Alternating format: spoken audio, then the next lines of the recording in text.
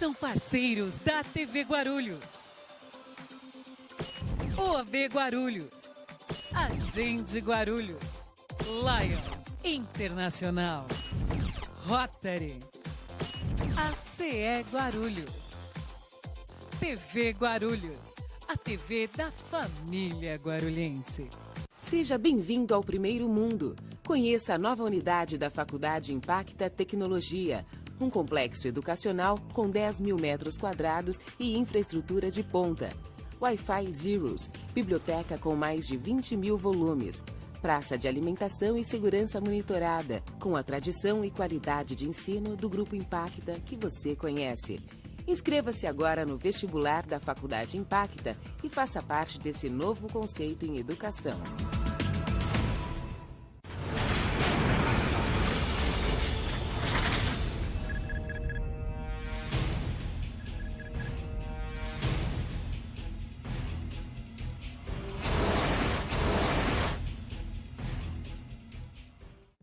O programa a seguir é uma produção independente.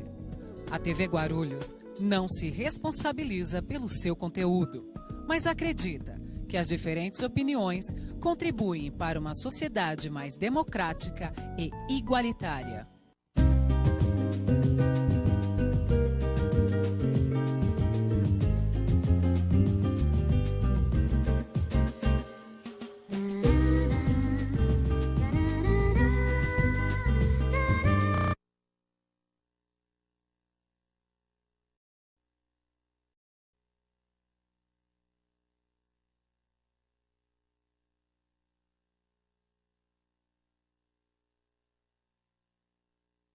A Conexão Mulher pede licença para entrar na sua casa, lhes desejando uma tarde deliciosa em nossa companhia.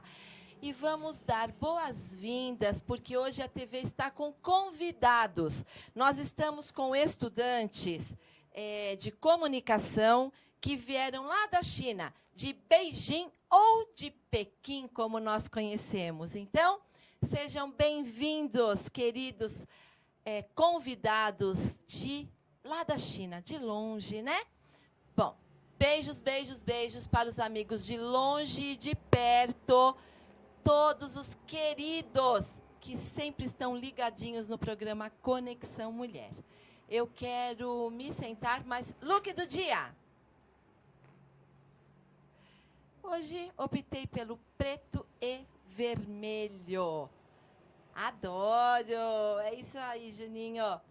Depois eu quero ver, porque o Alcimar ontem mandou uma fotinho que eu mandei para o Netinho. Vamos ver se antes de terminar o programa nós podemos mostrar o Alcimar e o pessoalzinho lá do Micael que fica ligadinho no programa Conexão Mulher, tá? Um beijo para vocês. Eu vou me sentar, Juninho, porque nós temos muito o que conversar. Inclusive, eu compartilhei no meu Facebook que a doutora Carila estaria aqui no programa e nós já recebemos perguntinhas, que no final eu vou pedir para ela responder, tá bom? Porque hoje nós vamos continuar falando, que já começamos, mas vamos continuar falando sobre cálculo renal. Então, doutora Carila Scaranello, nefrologista, querida, amiga e já parte do programa, seja bem-vinda. Mel, muito obrigada, é um prazer, obrigada pelo convite. É um prazer estar aqui com você mais uma vez, falando de problemas tão comuns na nossa prática clínica. Tá? É o dia a dia do nosso consultório. É muito comum nós termos pacientes diariamente chegando no consultório com queixa de dor lombar. Tá? E a dor lombar do cálculo renal nada mais é do que uma dor lancinante. É o paciente que chega no pronto-socorro com aquela dor de rolar. Ele não sabe se ele tem vontade de sentar, de deitar, ele tem vontade de fazer xixi, ele tem vontade de evacuar, ele tem enjoo, ele tem vômitos. É a dor de forte intensidade. E é semelhante à dor do parto? Eu vi essa história. Pois é, na verdade, assim, compara-se com a dor, é uma das dores mais fortes descrita na nossa literatura médica.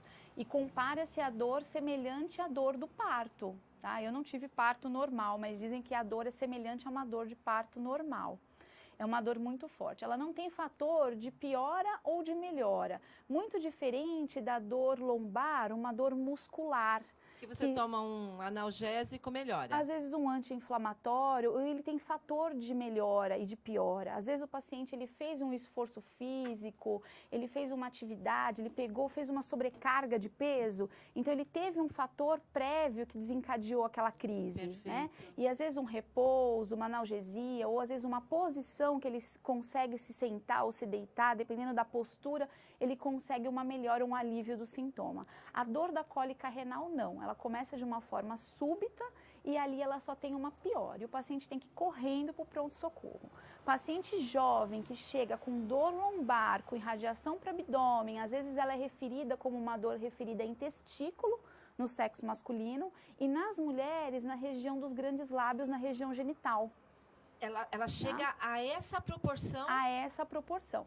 Geralmente, quando a gente tem um cálculo somente localizado no rim, ele quietinho ali, paradinho, ele não causa dor. Agora, quando ele começa a se deslocar, a migrar do rim em sentido do ureter, que é a conexão dos rins para ele cair na bexiga, esse deslocamento é o que causa essa dor intensa no paciente. Tá? Primeiro, qualquer pessoa pode ter? Qualquer pessoa pode ter. Nós temos hoje uma casuística, assim, 12% da população mundial, ela pode chegar a ter, ao longo da vida, uma crise de cólica renal, tá? Nós temos um predomínio ainda, que existe esse predomínio no sexo masculino. E cada vez mais nós estamos vendo uma prevalência em crianças, tá? Muito relacionada, além da predisposição genética, aos erros alimentares, a uma alimentação inadequada. Então, a alimentação tem tudo a ver? A alimentação e a ingesta de líquido. A água é fundamental. Tá? Então, às vezes, a mãe, hoje em dia, no dia corrido, no dia a dia, para facilitar, às vezes, a lancheira escolar da criança, então, às vezes, ela acaba tendo, ela opta por o suco de caixinha, pelos alimentos industrializados que às vezes acabam facilitando o dia a dia da mãe, né? Ou muitas das vezes o leite que ela acaba adicionando, os complementos no leite para poder engrossar o leite, né? E com isso a criança às vezes ela acaba sobrecarregando aquele rim, hiperfiltrando aquele rim. E esse sal precipita e leva, às vezes, à formação do cálculo renal. Então, é muito comum, hoje em dia, a gente tem ambulatórios com crianças apresentando cálculo renal ainda pequenininho. Pequenininhos. Olha e com essa dor, na imagina fase o escolar, desespero. O desespero da criança.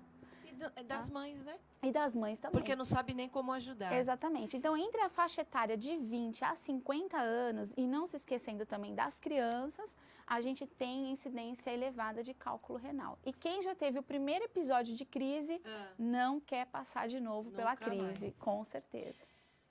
Como é que eu posso fazer para saber se eu tenho predisposição? Existe um meio de eu ficar sabendo? Porque eu tenho meu genro que vira e mexe, agora melhorou um pouquinho, mas tinha muitos problemas com essas dores, inclusive em uma das situações ele teve que colocar pelo pênis um duplo um catéter, né? Para poder sair.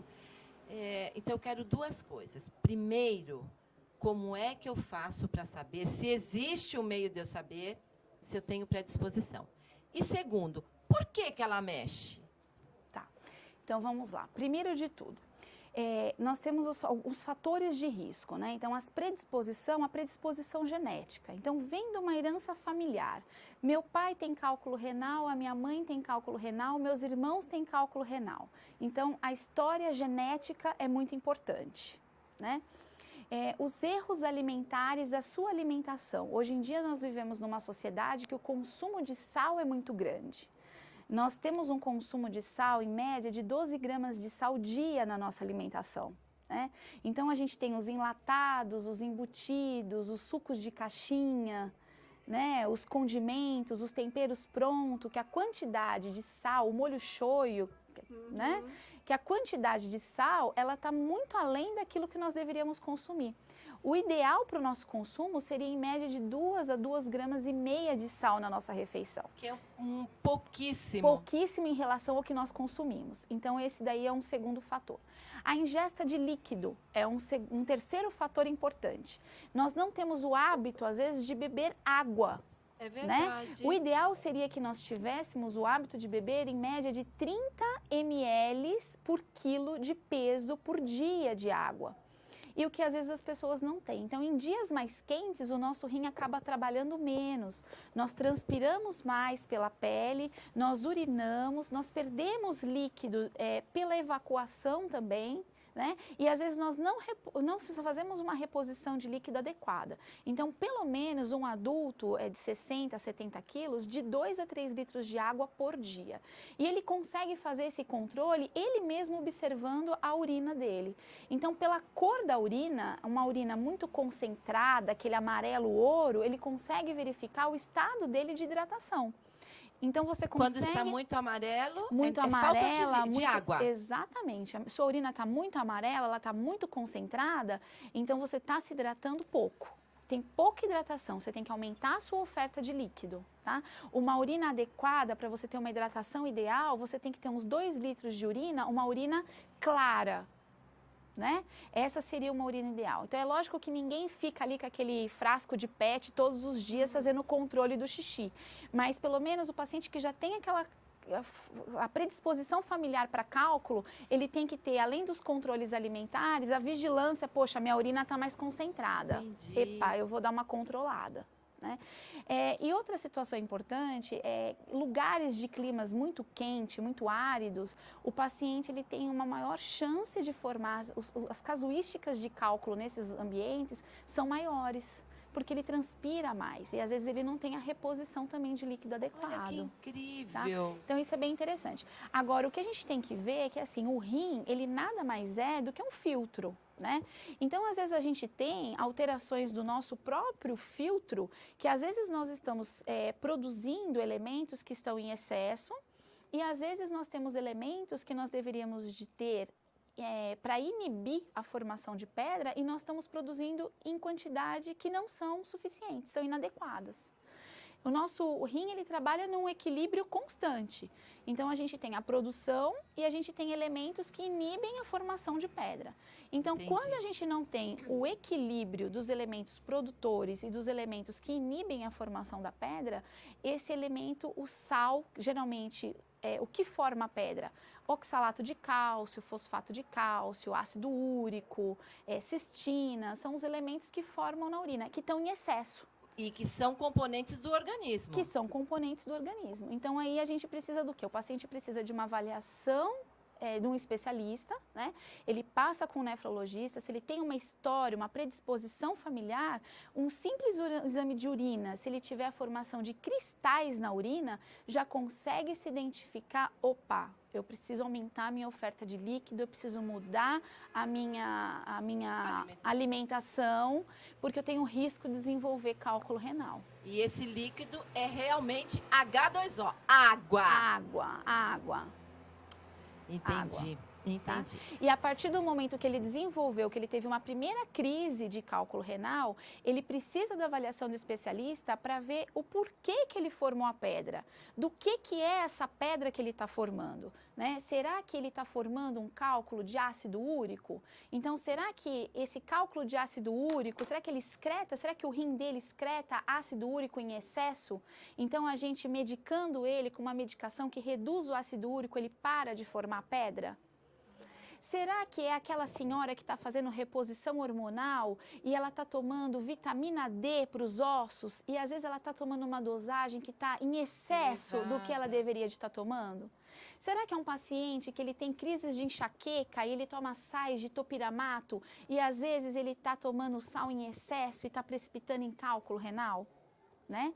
Será que ele toma uma vitamina C para aumentar a imunidade e às vezes ele não sabe que ela é rica em oxalato e ele está formando cálculo de oxalato pelo excesso de vitamina C que ele está tomando? Né? Será que é aquele rapazinho que está fazendo ginástica na academia, que está tomando suplementos proteicos ou creatina, né? E com essa sobrecarga proteica, ele está deixando o sangue dele mais ácido e está formando mais pedras, né? Outro fator importante que a gente não leva em conta, e é muito importante, é a obesidade, Mel. Né? Hoje em dia a obesidade é tudo. Hoje em dia nós temos uma população de crianças, de adolescentes que estão cada vez mais sedentários, né? E a obesidade está aí, formando cada vez mais cálculo de ácido úrico. Então é muito importante. Aprendendo muito. Doutora Carila, recebemos uma mensagenzinha da querida Ilzeni, um beijo. Parabéns, minha amada Mel, pela pauta. Estou adorando o programa. Linda! Gostaria de saber da doutora qual a opinião dela sobre o cranberry, uma vez que fiquei sabendo que nos Estados Unidos se recomenda bastante para infecção urinária. Beijos para você também, linda! Vamos lá, o cranberry realmente ele é utilizado muito para tratamento da infecção urinária, tá? Ele não só para tratamento, como para prevenção da infecção urinária. Ele impede que a bactéria ela faça a adesão no epitélio da bexiga. Então é muito utilizado e realmente tem uma eficácia muito boa. Em média de 600 ml do suco, umas 2 vezes ao dia, seria bastante indicado para quem tem infecção urinária de repetição. Mas não traz grandes benefícios na prevenção da formação de cálculo renal, tá? Na formação da pedra, alimentação e água. Água. Tá? Bom, agora eu sei que nós vamos ter um vídeo que você vai nos explicar como é que forma o cálculo renal. Perfeito. Beatriz, vamos soltar? Juninho, eu estou curiosa. Vamos lá. Então, vamos lá. Aí a gente pode ver nesse vídeo a formação dos cristais. Então, eu vou falar de uma forma bem simples para a gente poder entender. Esse daí é uma pedrinha, tá? São cálculos. O primeiro cálculo, a gente imaginei que ela tivesse um formato mais retinho. São várias formas, tá? A primeira é um dos cálculos mais frequentes que nós temos, que são os cálculos de oxalato de cálcio. Olha lá. Ela é uma pedrinha mais escura, mais espiculada, a de fosfato de cálcio, a de cistina, a de estruvita, tá? A de estruvita, ela é muito associada a cálculos por infecção urinária, tá? Muito associada a cálculos associados à infecção urinária. Aí, eu coloquei bem a ligação de uma molécula, que são do cálculo mais frequente, que é a ligação da molécula azulzinha, que é do cálcio, se ligando ao oxalato. Olha como elas começam a se aderir, né? Então, elas se aderem e começa o primeiro processo da formação da pedrinha. Você tem o excesso de cálcio se ligando com o oxalato. Então, nessa adesividade, começa a formação dos cristalzinhos. E esses cristais, logo em seguida, eles se aderem na papila do rim. E ali em diante, eles só vão crescer, tá? Olha o crescimento da pedrinha. Olha essa pedrinha se deslocando ao longo do rim. É aí que a dor insuportável. É aí que começa a crise de dor. E ela tá vendo que ela é toda espiculada? Então, o fato dela descer nesse trajeto do ureter, para ela chegar até a bexiga, olha o percurso que ela faz, tá? E esse trajeto, ele não é um trajeto tão liso, ele tem vários estreitamentos ao longo dele. Então, ela não passa com tanta facilidade. Olha lá a dificuldade que essa pedrinha faz para chegar até a bexiga, tá? E nesse percurso, às vezes, o paciente ele acaba tendo a urina com sangue, a hematúria, tá? Que é a urina com sangue. Nessa fase da crise, da cólica renal, não adianta o paciente querer beber água, que isso só vai ocasionar prevenção dor. mesmo. Na verdade, a água é na prevenção, é antes, é para não deixar formar o cálculo. No momento da crise, tomar água não adianta, não resolve. Pelo contrário, vai aumentar a dor, porque você tem um rim lá inflamado, né, que está produzindo urina. A urina, ela não está saindo porque no meio do caminho, no trajeto que ela tem que sair, ela tem uma pedra impedindo a sua saída, que está obstruindo a via de saída, de um dos lados, é lógico, um cálculo unilateral, né? E está exercendo uma pressão retrógrada nesse rim. Então, isso ocasiona dor. Então, não adianta a gente aumentar essa pressão dando água para o paciente no momento da crise. O momento da crise é o momento da analgesia, é o momento de ir para o pronto-socorro, analgesia, fazer diagnóstico e resolver. Ver se essa pedra vai precisar de uma intervenção urológica ou não. Tá? Geralmente, cálculos pequenos, até 5 milímetros, são cálculos que são expelidos espontaneamente. Apesar da dor intensa, não precisa de intervenção. E a dor é maior nos homens do que nas mulheres? Não tem essa diferença de intensidade. Tanto em homens quanto mulher, a dor não tem jeito. É a dor, tá? Só um detalhe, créditos do nosso vídeo, nós pegamos no YouTube. No YouTube, tá? O vídeo então, pela internet. Os créditos para o vídeo que vieram pelo YouTube, tá bom? Existe um meio de fazer esse diagnóstico? Você já falou alguma coisa, mas vamos... O diagnóstico, ele acaba sendo simples. O diagnóstico de urgência, em locais de periferia que nós não temos recurso, às vezes, dependendo do cálculo, um simples raio-x do abdômen consegue, muitas das vezes, fazer o diagnóstico de um cálculo renal, tá? Em locais onde a gente tem um recurso, um ultrassom simples de abdômen, ou um exame de padrão ouro para a gente, seria uma tomografia computadorizada de abdômen, tá? Pela tomografia, a gente consegue visualizar aonde está esse cálculo, o tamanho desse cálculo, se ele está causando alguma complicação, alguma obstrução e a densidade desse cálculo. O que é importante essa densidade? Para ver se o urologista vai conseguir quebrar essa pedrinha, tá? Se tem uma densidade que mereça intervenção ali ou não, tá? E o tamanho, que é importante, até 5 milímetros, como eu falei, merece, às vezes não necessita de intervenção urológica, expele-se espontaneamente. Cálculos maiores, a gente sabe que muitas das vezes o paciente não consegue expelir.